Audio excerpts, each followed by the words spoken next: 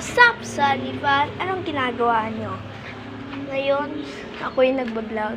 Ito yung part 2. So, tawag ko na sa inyo, Sunny Fam. Instead of family. Oh my God. Good English yan. Ay. So, guys.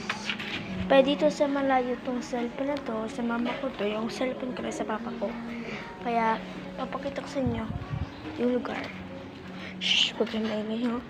Nakakaya kasi.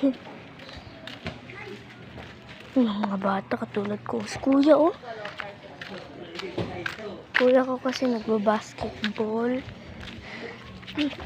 Guys. May mga lasing. Nakakatakot yung mga lasing, guys. Comment up below. Scary. Kung ano, takot kayo sa mga lasing. Kasi minsan lang papati sila, no? First video ko tayo. Ano siya? Yung shorts ko, 3 na ata, basta. Pero itong video ko, pangalawa pa. I mean vlog. Nag-vlog kasi ako, guys. Sorry na katulala. Tagal kasi ng pitsin ko si Kristen. Grabe bang mag-vlog. Pasok sa bahay nila. So guys, kanina umuulan. Kaya wala akong magawa. So guys, matatali muna ako.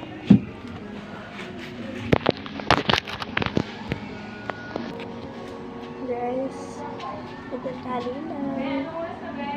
Saglit. Sorry. Sorry kasi ako nanaro.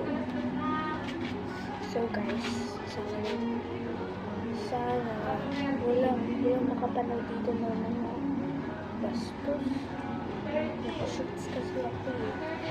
Yung pinsan ko sa Kristen, hindi sana yung short. Kaya ganun. Nagpapans na siya araw-araw. Kaya siya nag-shorts.